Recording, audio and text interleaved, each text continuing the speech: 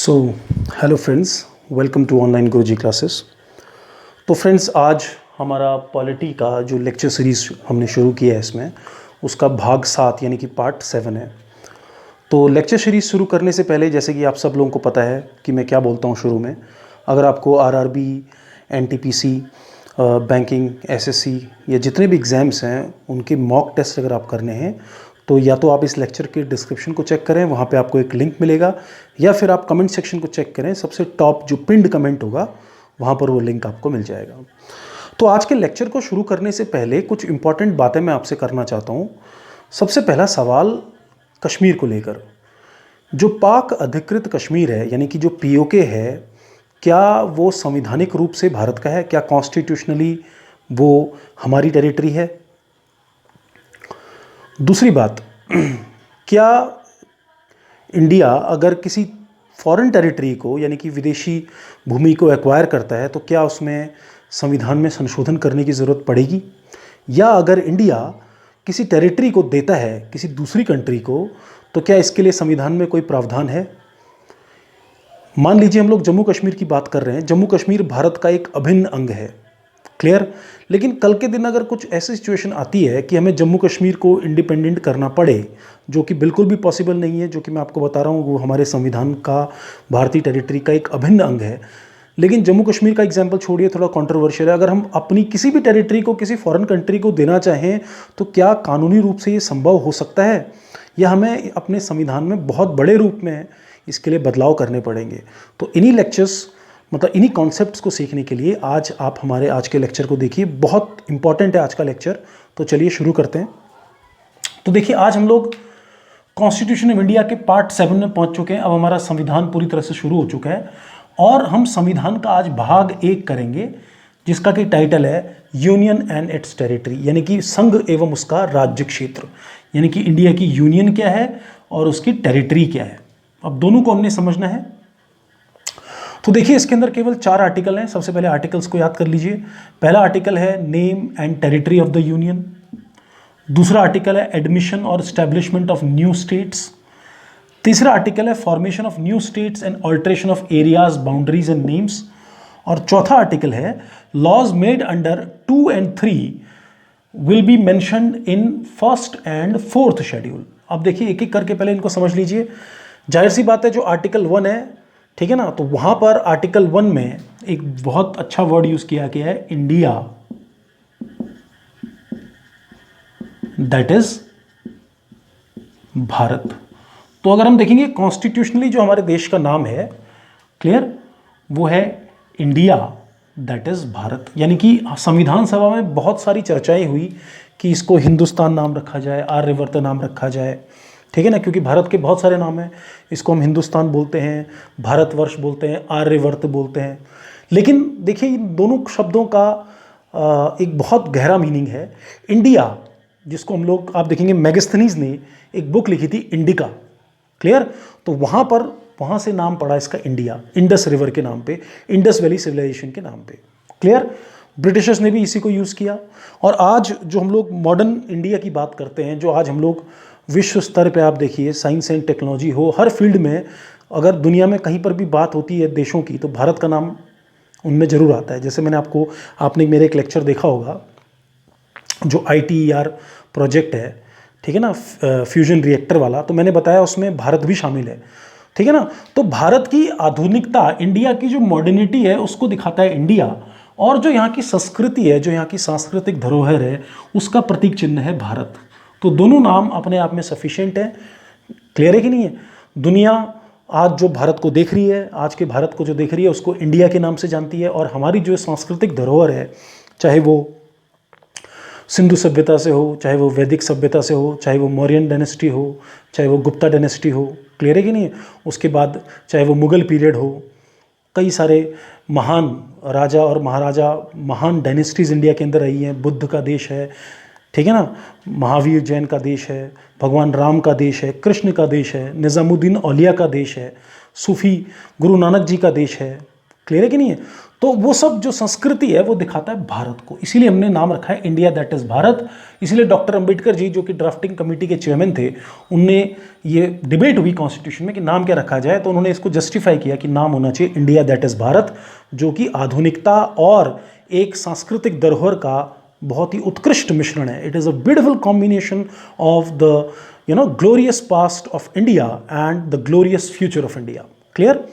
तो ये हमारा ये हो गया। अब देखिए जो आर्टिकल 2 है वो एडमिशन और एस्टेब्लिशमेंट ऑफ न्यू स्टेट्स है। अगर कोई नए राज्य भारत में आना चाहें तो उसके लिए जो प्रोसीजर है वो आर्टिकल 2 में है। क्लियर? और आर्टिकल 3 में जो आपके ऑलरेडी राज्य एग्जिस्ट कर रहे हैं उनको अगर आप उनकी एरिया को चेंज करते हो, उनकी बाउंड्री को चेंज करते हो, उनसे काटकर कोई नया राज्य बनाते हो या उनका नाम चेंज करते हो, तो उसके लिए आर्टिकल 3 है। तो ये दोनों आर्टिकल्स में डिफरेंस समझ लीजिए। अगर कोई नई टेरिटरी इंडिया के अंदर आ रही है तो उसके लिए आर्टिकल 2, और अगर भारत के ही किसी राज्य को विभाजित करके आप नया राज्य बना रहे हो या उसका नाम चेंज कर रहे हो या उसकी बाउंड्रीज को एडजस्ट कर रहे हो तो आर्टिकल 3। क्लियर? हमारे कॉन्स्टिट्यूशन में जो इंडियन यूनियन है, इंडियन यूनियन अनडिस्ट्रक्टिव यूनियन है। आप इसको कह सकते हैं विभाजित नहीं हो सकते। संविधान के अंदर कोई भी ऐसी प्रक्रिया नहीं है कि भारत का कोई राज्य किसी दूसरी टेरिटरी में शामिल हो जाए।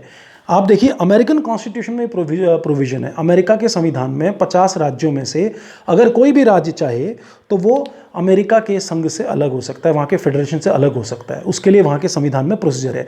हमारा जो है वो इंडिस्ट्रक्टिव यूनियन है, भारत का संघ कभी विभाजित नहीं हो सकता। यानी कि कॉन्स्टिट्यूशन के अंदर कोई ऐसा प्रोसीजर ही नहीं है कि भारत का कोई राज्य किसी दूसरी टेरिटरी को हम दे दें। ठीक है ना? तो चाहे जम्मू कश्मीर की बात हो या किसी भी राज्य की बात हो, हमने बड़ी मुश्किल से भारत को एक किया है, अपने संविधान का निर्माण किया है, जिसमें पंडित जवाहरलाल नेहरू, सरदार वल्लभ भाई पटेल, डॉक्टर BR अम्बेडकर, महात्मा गांधी, ठीक है ना, भगत सिंह, राजगुरु, हर एक का योगदान, अशफाक उल्लाह खां, ठीक है ना। तो ये देखिए हर एक का योगदान इस मिट्टी के अंदर रहा है, हर एक का खून है इस मिट्टी के अंदर। जो आप इस आज़ादी को आप देख रहे हैं वो धर्म जाति संस्कृति से बिल्कुल ऊपर है, चाहे हिंदू हो, मुस्लिम हो, सिख हो, ईसाई हो, ठीक है ना, सब ने योगदान इसमें दिया है। और इस योगदान से एक बहुत ब्यूटीफुल एक देश का हमने निर्माण किया है, भारत, जो कि अविभाजित है। उसको हम किसी भी हाल में विभाजित नहीं कर सकते। हमारे कॉन्स्टिट्यूशन में ऐसा कोई प्रोविज़न है ही नहीं। अगर कोई ऐसा प्रोविज़न हुआ तो उसके लिए फिर आपको पूरे के पूरे कॉन्स्टिट्यूशन को ही चेंज करना पड़ेगा। हाँ, अगर कोई टेरिटरी हमारे इंडिया यूनियन में शामिल होना चाहे तो उसके लिए आर्टिकल 2 है। तो क्या ऐसा हुआ है? बिल्कुल ऐसा हुआ है। ऐसा जो परफेक्ट एग्जाम्पल है वो सिक्किम का है। आर्टिकल 2A था यहाँ पर पहले, आर्टिकल 2 के बाद। तो सिक्किम जो है 1 मार्च 1975 को भारत का एसोसिएट बना, यानी कि साथी बना एक तरह का। और उसके लिए हमने संविधान में 35वें संवैधानिक संशोधन 1974 यानी कि 35th कॉन्स्टिट्यूशनल अमेंडमेंट एक्ट 1974 के बाद सिक्किम को एसोसिएट बनाया। लेकिन फिर सिक्किम के लोगों की पॉपुलर डिमांड रही कि सिक्किम को एक फुल फ्लेजेड स्टेट बनाया जाए। तो आर्टिकल 2A हमने वहाँ से हटाया, और वो हटाया 36वें संवैधानिक संशोधन 1975 यानी कि 36th कॉन्स्टिट्यूशनल अमेंडमेंट एक्ट 1975, ठीक है ना, 24 मार्च 1975। एक महीने के बाद ही बिल्कुल सिक्किम भारत का एक पूर्ण राज्य बन गया। पहले वहाँ पर चोग्याल राजा या चोग्याल डायनेस्टी सिक्किम के अंदर राज करती थी। अब यहाँ पर इंपॉर्टेंट फैक्ट क्या है कि जैसे पूरे भारत में रिजर्व बैंक ऑफ इंडिया होता है, हमारा केंद्रीय बैंक, सिक्किम में आज तक वहाँ का जो सेंट्रल बैंक है, RBI वहाँ पे ऑपरेट नहीं करता। उसको हम लोग स्टेट बैंक ऑफ सिक्किम बोलते हैं। इनका अपना अलग बैंक है अभी तक सिक्किम का स्टेट, वो SBI नहीं है, मैंने SBI शॉर्ट फॉर्म में लिखा है, उसको हम लोग बोलते हैं स्टेट बैंक ऑफ सिक्किम। और देखिए सिक्किम ऐसा है, 4 ही जिले हैं और भारत का एकमात्र ऐसा राज्य जहाँ पे 4 दिशाओं के नाम पर 4 जिले हैं। यानी कि वहाँ पर होगा north Sikkim, south Sikkim, east Sikkim और वेस्ट सिक्किम। तो ये क्वेश्चन भी आता है कि भारत का ऐसा कौन सा राज्य है जिसके जिले चारों दिशाओं के नाम पे हैं। उसी तरह से गोवा है। गोवा का एग्जाम्पल आपको बताएंगे, आगे पढ़ेंगे हम लोग आगे लेक्चर्स में, ठीक है ना। ऑपरेशन विजय हमारी भारत सरकार ने चलाया, तब गोवा को पुर्तगालियों से छुड़ाया गया। तो गोवा में भी 2 ही डिस्ट्रिक्ट हैं, एक नॉर्थ गोवा, एक साउथ गोवा। तो वो कैसे कैसे हुआ वो अगले पार्ट में हम लोग पढ़ेंगे। तो फिलहाल आपने सिक्किम का देख लिया। तो यहाँ पर इंपॉर्टेंट बात क्या है, अगर आप भारत में किसी फॉरेन टेरिटरी को शामिल करना चाहोगे तो आपको संविधान में संशोधन करना पड़ेगा। क्लियर? अगर हम कोई समझौता करें किसी देश के साथ जहाँ पर हमें उनकी अपनी कुछ टेरिटरीज को उनको देना है और उनसे कुछ टेरिटरीज को लेना है। मैंने आपको बताया ना कि संविधान में ऐसा कोई प्रावधान नहीं है कि इंडिया का कोई राज्य किसी दूसरे देश में शामिल हो जाए, लेकिन कुछ कुछ एरियाज, कुछ कुछ जमीन, जैसे हमने एक लैंड बाउंड्री एग्रीमेंट साइन किया बांग्लादेश के साथ, उसी तरह से हम लोग आगे पढ़ेंगे। एक बेरूबारी केस के बारे में हम लोग पढ़ेंगे, बेरूबारी केस 1960, जहां पर कुछ गांव बांग्लादेश को भारत ने दिए थे और बांग्लादेश के कुछ गांव भारत में शामिल हुए थे। तो उसके लिए आपको संविधान में संशोधन करना पड़ता है आपका आर्टिकल 2 के तहत, ठीक है ना। और इसमें भी सुप्रीम कोर्ट का ये कहना है, अगर दोनों देशों के बीच में आपसी समझौता है तो संविधान में संशोधन करने की जरूरत नहीं है, लेकिन संविधान में संशोधन किया जाता है। क्लियर। लेकिन जो आर्टिकल 3 के तहत जो हमारे अपने राज्य हैं, जैसे उत्तर प्रदेश को काटकर उत्तराखंड बना, क्लियर, बिहार को काटकर झारखंड बना, मध्य प्रदेश को काट के छत्तीसगढ़ बना, उसी तरह से आपने देखा होगा आंध्र प्रदेश को काटकर अभी तेलंगाना बना। और भी बहुत डिमांड है। वेस्ट बंगाल में डिमांड है कि वेस्ट बंगाल को डिवाइड करके ऊपर का जो एरिया है दार्जिलिंग वाला, उसको गोरखालैंड बनाया जाए। यूपी को फिर से डिवाइड किया जाए, ठीक है, पूर्वांचल और आपका हरित प्रदेश और बुंदेलखंड में। तो ऐसे बहुत सारे कैंडिडेट लाइन में हैं नए नए राज्यों के। महाराष्ट्र को डिवाइड करने की बात की जाती है। तो उसका जो पूरा प्रोसीजर है वो आर्टिकल 3 के अंदर आएगा, और उसके लिए आपको आर्टिकल 368 के तहत संशोधन करने की कोई भी जरूरत नहीं है। अब इसकी एक प्रक्रिया होती है, वो प्रक्रिया क्या है? आर्टिकल 3 के तहत केवल पार्लियामेंट यानी कि संसद के पास यह शक्ति है कि वो किसी नए राज्य का निर्माण, उसकी बाउंड्री को एडजस्ट या उसके नाम को चेंज कर सकती है। तो उसके लिए क्या होता है? उसके लिए एक बिल आता है, और वो बिल राष्ट्रपति की पूर्व सहमति के द्वारा ही संसद में प्रस्तुत किया जाता है। याद रखना, the bill is introduce on the prior recommendation of the president. Clear है कि नहीं है? एक मिनट, थोड़ा पानी पी लूं।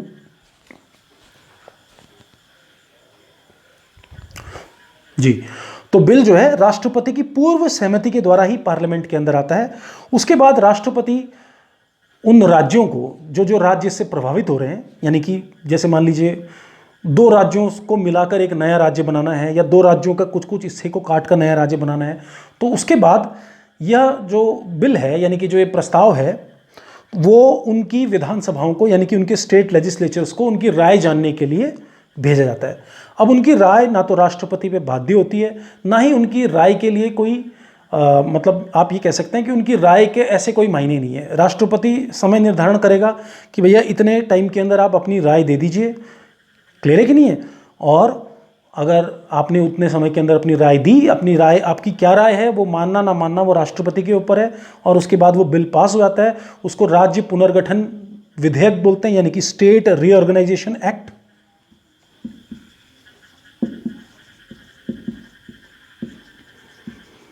तो आप देखेंगे उत्तर प्रदेश में, देखिए 9 नवंबर 2000 को उत्तराखंड बना, तो उसका जो बिल है वह है Uttar Pradesh state reorganisation act. उसी तरह से Madhya Pradesh state reorganisation act, जिसके लिए छत्तीसगढ़ बना। उसी तरह से बिहार स्टेट रीऑर्गेनाइजेशन एक्ट, जहाँ से झारखंड बना। उसी तरह से आप देखिए Andhra Pradesh state reorganisation act से तेलंगाना बना। क्लियर है कि नहीं है? तो ये एक प्रोसीजर होता है। इससे पहले क्या है, अगर डिमांड है राज्यों की कि उनको विभाजित किया जाए, तो उनकी जो विधानसभाएं हैं, या उनके जो विधानसभा, अगर जहाँ पर दोनों हाउस है, विधानसभा भी विधान परिषद भी, तो वो एक प्रस्ताव भेजते हैं संसद के पास। लेकिन उस प्रस्ताव की कोई संविधान में जगह नहीं है। आप जैसे मान लीजिए यूपी को डिवाइड करके उत्तराखंड बना, तो यूपी की जो यूपी का जो विधान परिषद और विधानसभा थी, यानी कि जो वहाँ का लेजिस्लेचर है, उसने प्रस्ताव पारित किया। ठीक है ना? तो प्रस्ताव पारित करने की प्रक्रिया नहीं। प्रस्ताव पारित करने का मतलब क्या है कि हाँ, हम इच्छुक हैं विभाजन करने के लिए। लेकिन अल्टीमेटली जो बिल आएगा वो राष्ट्रपति की पूर्व सहमति से ही आएगा, और उसके बाद राज्यों को टाइम दिया जाएगा अपनी राय बताने के लिए। अगर वो राय बताते हैं, जो भी उनके सुधार हैं, वो कोई बाइंडिंग नहीं है प्रेसिडेंट के ऊपर, वो माने या ना माने। ठीक है ना? और उसके बाद फिर जो है वो बिल राष्ट्रपति के द्वारा हस्ताक्षर उसमें किए जा सकते हैं। क्लियर है? तो ये देखिए, याद रखना, किसी भी नए राज्य, किसी भी पूर्व जो गठित राज्य है, उससे नए राज्य को बनाने, उसकी एरिया को चेंज करने, उसके नाम को चेंज करने के लिए, प्रक्रिया के लिए जो बिल आता है वो राष्ट्रपति की पूर्व सहमति से आता है। आगे जाके हम धन विधेयक पढ़ेंगे, मनी बिल, वो भी राष्ट्रपति की पूर्व सहमति से आता है। तो एक ये हो गया, इसको आप याद रखना। प्रक्रिया आपको समझ में आ गई है? क्लियर? तो साबित क्या हुआ कि जो जम्मू कश्मीर है, वो पूरा का पूरा जम्मू कश्मीर भारत का ही अंग है। उसके अंदर जो लाइन ऑफ कंट्रोल है, लाइन ऑफ कंट्रोल सिर्फ एक समझौता है भारत और पाकिस्तान के बीच में। तो वो ऑफिशियली वो टेरिटरी हमारी ही है। अगर कल के दिन भारत वहाँ पे जाके कोई हमला करता है आतंकवादी संगठन के ऊपर, तो आप देखिए लीगली वो हमारी टेरिटरी है, पाकिस्तान उसके ऊपर क्लेम नहीं कर सकता। हाँ, वो अटैक जरूर कर सकता है, लेकिन हाँ, गवर्नमेंट के अंदर विल पावर चाहिए, हम जाके वहाँ पर भेज सकते हैं अपनी आर्मी, ठीक है ना, क्योंकि वो डिस्प्यूटेड एरिया है। क्लियर। और संविधान हमारे नक्शे में आज भी वो हमारी टेरिटरी है, तो अगर हम उसके अंदर जाके कुछ कार्रवाई कर रहे हैं तो अपनी आत्मरक्षा पे कर रहे हैं। पाकिस्तान का उसके अंदर कोई क्लेम नहीं है, पाकिस्तान के ऑफिशियली नक्शे में पाकिस्तान ऑक्यूपाइड कश्मीर नहीं है। आप पूरे नक्शे में देखिए, पूरा कश्मीर हमारा है, ठीक है ना, अगर हम संवैधानिक रूप से देखें, क्योंकि समझौता हुआ है। जो राजा हरि सिंह थे, उन्होंने इंस्ट्रूमेंट ऑफ एक्शन साइन किया भारत सरकार के साथ, जहां पर उन्होंने ये शर्त रखी कि आर्टिकल 370 के साथ कश्मीर भारत में रहेगा, लेकिन कश्मीर मतलब पूरा कश्मीर। क्लियर है कि नहीं है? तो ये देखिए, तो हम अभी बताएंगे उसको। तो यहाँ पर दो चीज़ें हैं, एक है यूनियन और एक टेरिटरी है। तो यूनियन के अंदर आपके राज्य और स्टेट्स आते हैं, टेरिटरी के अंदर यूनियन टेरिटरीज भी आती हैं, ठीक है ना, या कोई भी ऐसा क्षेत्र जो भारत के अधीन होना चाहता है या भारत के अधीन हो चुका है, वो टेरिटरी में आएगा, ठीक है ना।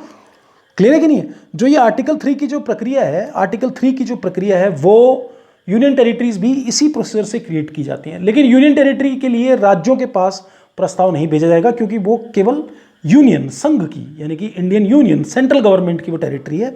तो यही प्रोसीजर यूनियन टेरिटरी के लिए भी फॉलो होता है। अभी लद्दाख और जम्मू कश्मीर के लिए यही प्रोसीजर फॉलो हुआ है। क्लियर। आर्टिकल 4 बहुत सिंपल है। आर्टिकल 4 का मतलब क्या है? जैसे आप कोई नया राज्य बनाओगे, ठीक है ना, आर्टिकल 2 या आर्टिकल 3 के तहत, आर्टिकल 2 के तहत कोई बाहर की टेरिटरी को इंडिया में लेके आओगे, या आर्टिकल 3 के तहत कोई पूर्व गठित राज्य से नया राज्य बनाओगे, यानी कि एग्जिस्टिंग स्टेट से कोई न्यू स्टेट बनाओगे, तो ऑटोमेटिकली उस स्टेट का नाम शेड्यूल 1 में आ जाएगा और शेड्यूल 4 में उसकी राज्यसभा की सीटें आ जाएंगी। समझा कि नहीं है? शेड्यूल 1 में सारे स्टेट्स और यूनियन टेरिटरीज का नाम है। तो जब उत्तर प्रदेश से उत्तराखंड बना, तो शेड्यूल 1 पहली अनुसूची में उत्तराखंड का नाम आ गया, और उत्तराखंड के अंदर जो राज्यसभा की 3 सीटें हैं वो शेड्यूल 4 में आ गई। तो इस तरह से प्रक्रिया आर्टिकल 4 के अंदर होती है। कहने का मतलब क्या है कि इसके लिए आर्टिकल 3 के लिए आपको कॉन्स्टिट्यूशन में अमेंडमेंट करने की जरूरत नहीं है, यानी कि आर्टिकल 368 को फॉलो करने की जरूरत नहीं है। हाँ, आर्टिकल 2 के लिए आर्टिकल 368 को फॉलो करने की जरूरत है। तो आई होप यहां तक आपको समझ में आ गया होगा। अब मैं थोड़ा सा इंडिया की टेरिटरी को डिफाइन कर देता हूं, मुझे इसको मिटाना पड़ेगा इसके लिए, ठीक है। इंडिया की टेरिटरी यानी कि जो हमारी जो टेरिटरी है, यानी कि जो राज्य क्षेत्र है, वो कहां तक होता है, इसको भी आप देख लीजिए, ठीक है। तो मैं यहां पर पेनिनसुलर इंडिया बना रहा हूं, साउथ का पार्ट, ठीक है। जो लैंड है वो तो है ही है, उसके बाद समुद्र से, यानी कि ये कोस्ट जो है, इस कोस्ट से 12 नॉटिकल माइल, 1 नॉटिकल माइल में लगभग 1.82 किलोमीटर होते हैं। तो कैलकुलेशन आप कर सकते हो। तो 12 नॉटिकल माइल तक पानी के अंदर भी ये भारत की टेरिटरी होगी। क्लियर है कि नहीं है? यानी कि इसके अंदर अगर कोई जहाज आया, कोई भी फॉरेन आया, कोई भी फॉरेनर एंटर किया, कोई भी शिप से या बोट से, कुछ भी, ठीक है ना, जैसे आपने देखा होगा मुंबई में आतंकवादी आ गए थे, ठीक है ना, समुद्र के रास्ते। क्लियर। तो ये भारत की टेरिटरी है। कोस्ट गार्ड यहां तक आपका पूरा का पूरा कोस्ट गार्ड उसको पेट्रोलिंग करती है। इसके अंदर अगर कोई भी घुस गया तो वहां पर भारत के कानून एप्लीकेबल होंगे। वो आपने इटालियन नेवल का केस सुना होगा, जो इटालियन नाविक थे, उन्होंने हमारे मछुआरों को मार दिया था, तो वो यहाँ घुस गए थे इसके अंदर, तब जाके सुप्रीम कोर्ट में उनके ऊपर केस चला था, ठीक है ना। तो 12 नॉटिकल माइल तक भारत की टेरिटरी है। क्लियर। अब आगे ज्योग्राफी में पढ़ेंगे, यहां से 200 नॉटिकल माइल तक, इसको हम लोग एक्सक्लूसिव इकोनॉमिक जोन बोलते हैं, एक्सक्लूसिव इकोनॉमिक जोन। क्लियर। तो ये हमारी टेरिटरी नहीं है, लेकिन इसके अंदर जो भी संसाधन है, पेट्रोलियम, जो भी मिनरल्स वगैरह जो हैं, उसके अंदर पूरी तरह से पहला अधिकार भारत का ही होगा। ये हमारी टेरिटरी नहीं है। फॉरेन शिप्स यहाँ से गुजर सकते हैं, उनको कोई मना नहीं है, लेकिन 12 नॉटिकल माइल के अंदर ना घुसें। तो जमीन के अंदर आपने इंडिया की टेरिटरी समझ ली है, पानी के अंदर ये इंडिया की टेरिटरी है, ठीक है। ये 12 नॉटिकल माइल तक यहाँ पर हो जाएगा कोस्ट लाइन से। क्लियर। तो इंडिया की टेरिटरी में आप देखिए स्टेट्स हैं, यूनियन टेरिटरीज हैं, ठीक है। तो लैंड और वाटर तक ये हमारी यूनियन और उसकी टेरिटरी होती है। क्लियर। तो याद रखना, एक कोर्ट होता है सुप्रीम कोर्ट। तो सुप्रीम कोर्ट का जो जुरिडिक्शन है वो through out the territory of India है।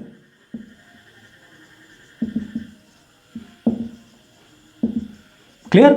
हाई कोर्ट का जो जुडिक्शन होता है वो किसी सीमित राज्य तक होता है, या जितने राज्यों का हाई कोर्ट है वहाँ तक होता है, तो ये बात यहाँ पे भी याद रख लेना। तो इंडिया की टेरिटरी ज़मीन में तो है ही, वाटर में 12 नॉटिकल माइल तक है। जम्मू कश्मीर, पूरा का पूरा जम्मू कश्मीर संवैधानिक रूप से हमारा है, वो हमारी टेरिटरी है, ठीक है ना। डिस्प्यूटेड जरूर है पाकिस्तान के साथ, क्योंकि एलओसी हमने समझौता साइन किया हुआ है, ठीक है ना, जो नियंत्रण रेखा है दोनों के बीच में, क्लियर। उसी तरह से आप देखिए जो आपका अक्साई चिन का जो रीजन है जो चाइना ने कैप्चर किया, वो भी टेरिटरी हमारी है अगर हम संवैधानिक रूप से उसको देखें तो, ठीक है ना। तो आई होप आपको पार्ट 1 समझ में आ गया होगा। तो इसी तरह से आगे देखते रहिए, पार्ट 8 अब आगे आएगा, और कल से मैं आरआरबी एनटीपीसी के लिए साइंस की शॉर्ट जनरल स्टडीज़ की सीरीज़ शुरू करने वाला हूँ। उसके बाद सीडीएस में ज्योग्राफी के लिए भी मैं लेक्चर बनाऊंगा कि कैसे उसको पढ़ना है। ईपीएफओ के लिए बहुत बच्चे इंक्वायरी कर रहे हैं, तो वो भी लेक्चर आते रहेंगे आगे, ठीक है। और करंट अफेयर्स का भी हम बहुत जल्दी सीरीज़ शुरू करेंगे। तो आई होप आपको लेक्चर पसंद आया होगा, तो प्लीज़ इसको शेयर करिए, आपके सपोर्ट की बहुत ज़रूरत है। आप सपोर्ट करेंगे तो अच्छे अच्छे लेक्चर्स बनते रहेंगे। Thank you, thanks a lot.